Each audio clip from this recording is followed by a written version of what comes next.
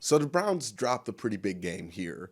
And there's going to be a lot of people who want to blame a lot of different people.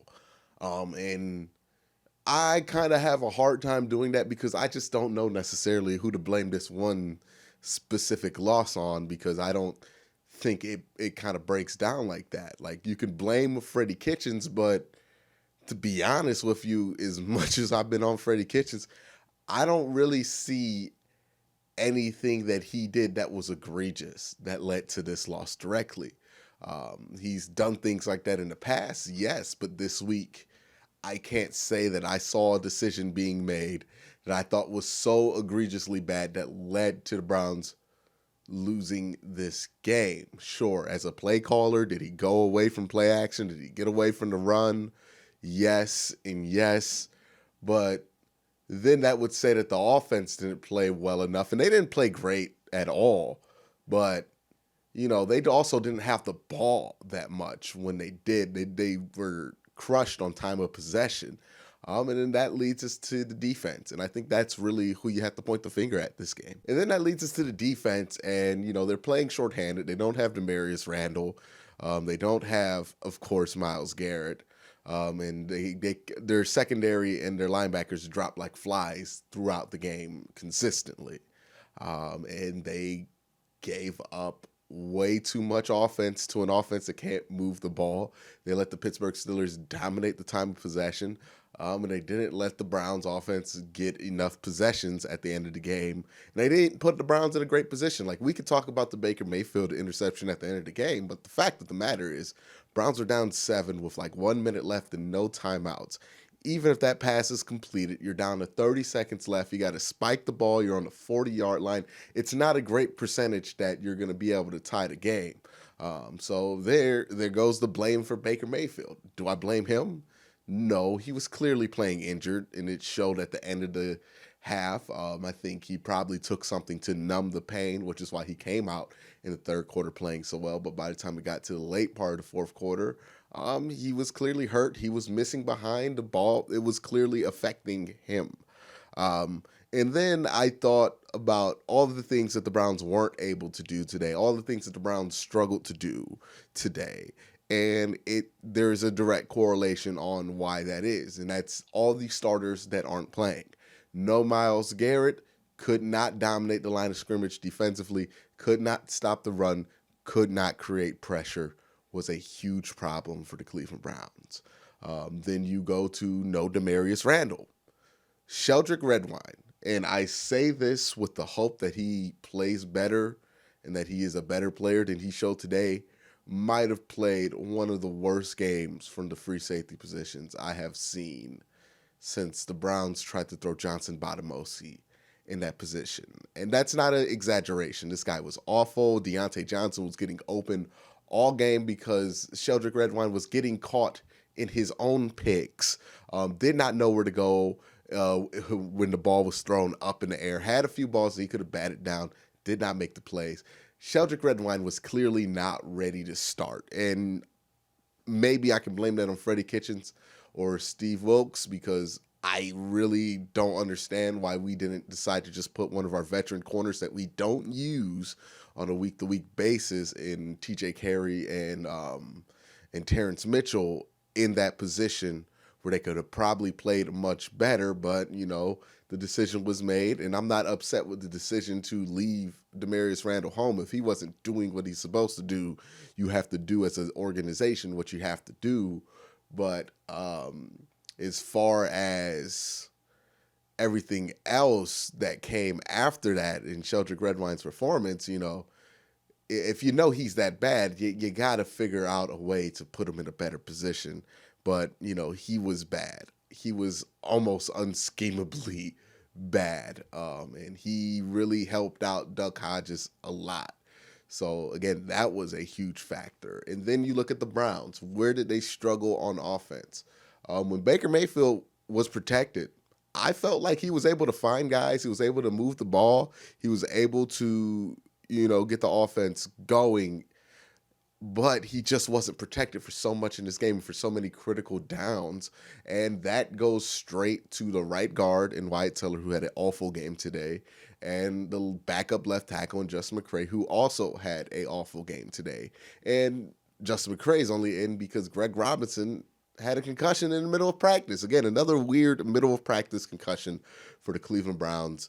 The injury report and who's been active and who hasn't been active has been an enigma this entire season for reasons I don't know, but I look forward to hearing about in somebody's book. But, all of those things, all of the people that the Browns didn't have were the things that hurt them, were the things that they couldn't overcome. They couldn't overcome a pass rush because they didn't have their starting left tackle. They couldn't overcome Duck Hodges because they didn't have their starting free safety. They couldn't create a pass rush because they didn't have their best defensive player in Myles Garrett. And all of those things added up into a soup where you allowed a player like Duck Hodges to look a lot better than he did. Now, Pittsburgh fans, if you're watching this, hey, congratulations on the win and whatever. But if you think Duck Hodges is the solution at quarterback, you're wrong, because a better defense would have picked him off about 3-4 times. But the Browns weren't at full strength, and, they haven't executed at that level all season. So it wouldn't be fair to say that the Browns were or could be one of those better defenses. But, play San Francisco with that guy, play the Baltimore Ravens with that guy, and you'll realize what his ceiling is. But, he is a solid backup level player, but that's it. And then all the extracurricular stuff that people are going to try to throw in and say these are the reasons why the Browns lost. One, I don't care what shirt Freddie Kitchens wore. I don't care what shirts that the Pittsburgh Steelers wore. All that stuff is extracurricular. It doesn't matter. And honestly, the Browns came out at the beginning of the game with way more fight than the Pittsburgh Steelers. So if that were a factor, it actually went the way for the Browns. They just did not play smart at the end of the game. All of that garbage that people are going to want to talk up, and speak about is stupid. I'm pretty sure everybody in the country is going to bash Baker Mayfield and not mention that he probably played with some kind of severe damage to his throwing hand and still put up a decent enough game. Sure, he had the interception. He had the fumble too there, but the fumble's up to protection. The interception, trying to make a play at the end of the game, I kind of excuse those kind of interceptions at the end of a game when you have no timeouts and you're kind of in a hopeless situation. You got to make something happen. But nonetheless, it was an interception. It was 2 turnovers, and Baker was trying to stay turnover free. And in the games where he's turnover free, the Browns are undefeated. So it's up to Baker Mayfield to stay turnover free. Now, where I will have criticism for Freddie Kitchens is with the play calling offensively. I felt like they went away from the play action pass way too early. I felt like they didn't go to it way enough, especially with how much they were struggling to block. But that also might factor into why they were they didn't want to go to the play action, because the run game actually wasn't good. Nick Chubb did not have a good game here. He had a good drive, I think, in the first quarter, but they were never able to find that again, and they didn't go back to it enough. They went away from Kareem Hunt and Nick Chubb in parts of this game, which didn't make a ton of sense to me, but they also weren't producing that much, so I can't complain too much there from a play calling aspect. So even with my complaint there that, they should have ran more play action, I can see the reason, a very good football reason, why they didn't go to play action that much. And there's a very good argument for that. The other thing that I have to say is that this was a hard game to watch because nobody stepped up and made a play when they could have made a play. Demetrius Harris catching that touchdown ball that Baker threw to him. Make that play that changes the entire game, that swings the momentum. Rashard Higgins, you're complaining about how much time you're not seeing. You're complaining about how you're not getting the ball enough. Baker throws you a ball that you should be able to catch. Sure, it's a tough catch. Sure, you have to dive, but you claim you're one of the best wide receivers in the NFL in Rashard Higgins. You got to make that catch on third down. There's no excuse for that. Somebody at some point, the Browns just needed somebody at some point, offensively or defensively, to make a play to swing things. The Browns needed a tackle to make a block after that interception, but instead they had to pooch punt it and hold the Steelers to the 1 yard line. Then they get the Steelers to the 1 yard line. They false start, And then the Browns let them run for 10 yards right after that. Again, nobody made a play. Nobody wanted the moment. Nobody took the moment. And that's the biggest problem that I have with this team. And I don't know. And that's why this team lost that game. And I don't know if that's something that I can fairly throw at the feet of Freddie Kitchens. You know, there are a lot of things that are Freddie Kitchens' fault. The entire first half of the season is Freddie Kitchens' fault. And that's why he is being looked at so heavily. The scrutiny is so strong on him. But I just have a hard time putting this at Freddie Kitchens' feet. I don't think this is his fault. And I know people are going to say that I'm making excuses for him or that I'm ignoring things or whatever. But, you know, it's the truth, honestly, in my opinion, is that, like, Freddie, what could have he had done? You know, his line couldn't block. There's no way you could scheme out of that. You know, they tried to put the tight ends there. They did twin tight ends. They did the 2 running back sets. They couldn't block. The line stunk. You know, that's not Freddie Kitchens' fault there. The defensive line could not create a pass rush to save their life. Could not. And, you know, that's not Freddie Kitchens' fault that couldn't happen. That's the players not executing. And, you know, and then Sheldrick Redwine. Him being out there is kind of Freddie Kitchens' fault because Demarius Randall was a healthy scratch, but Demarius Randall wasn't a healthy scratch because Freddie Kitchens just wanted him to be a healthy scratch. Demarius Randall was a healthy scratch because he skipped practice or something, if that report is true. And if that report's true, then he can't play. That's not Freddie Kitchens' fault. That's Demarius Randall's fault that he wasn't out there to play. You know, the fact that how did Greg Robinson got a concussion in practice on a Thursday? How does that happen? These things come down to personal responsibility of the players that are playing. And I don't think that blaming Freddie Kitchens or saying that Freddie Kitchens' problem is going to solve any of these things, because the things that are Freddie Kitchens' problem have been minimized since the bye week, to be fair. You know, they have done some stupid stuff since then, clearly, but the stupid stuff has been limited.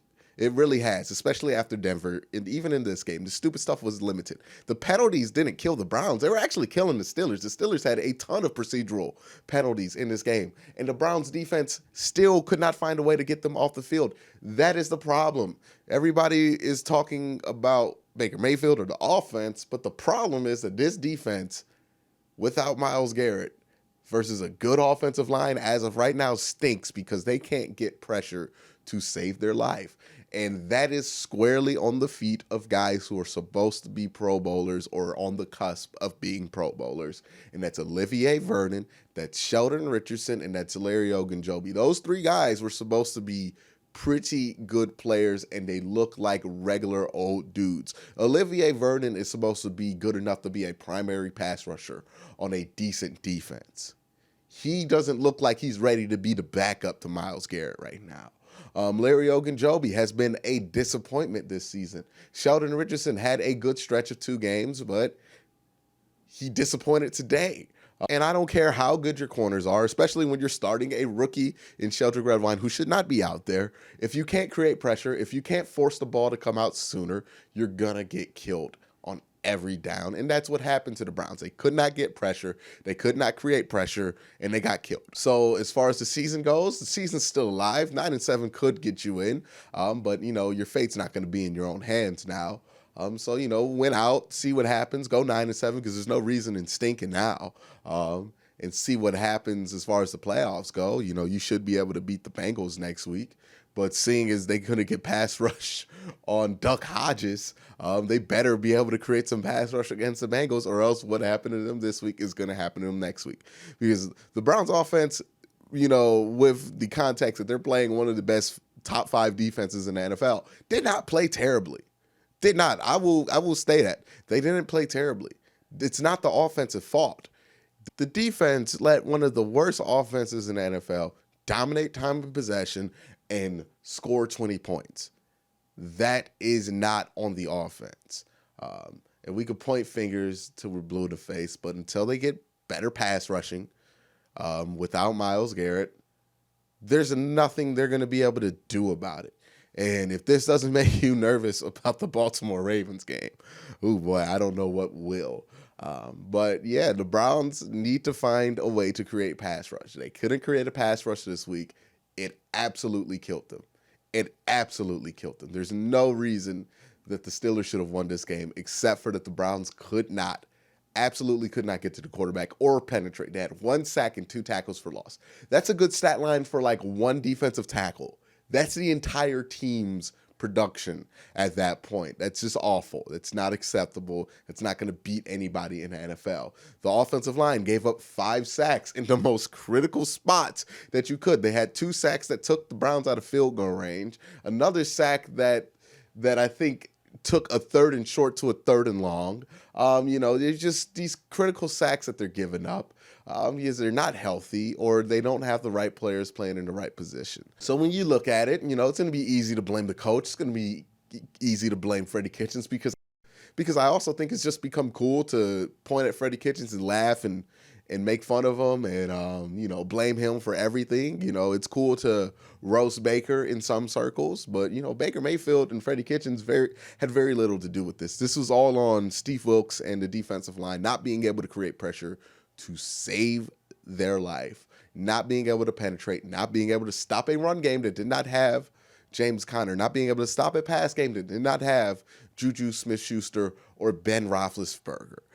Just absolutely dreadful, absolutely awful. And that defensive line, especially if you're Olivier Vernon, Sheldon Richardson, or Larry Ogunjobi, should really look in the mirror and reflect and see if that is the best they got. Was that, because if that's the best they got, then the Browns might not win 7 games this season. And that's just me being 100% honest about it. But that's my take on the situation. Let me know your take in the comment section down below. Do you think that the problems are Freddie Kitchens related? Do you think that the problems are Baker Mayfield related? Or do you think the problems are the fact that the players that they didn't have are what hurt them in this game? I certainly do, but let me know your thoughts in the comment section down below. But that's it for this video. Thank you guys for watching. Have a great day. Have a good night.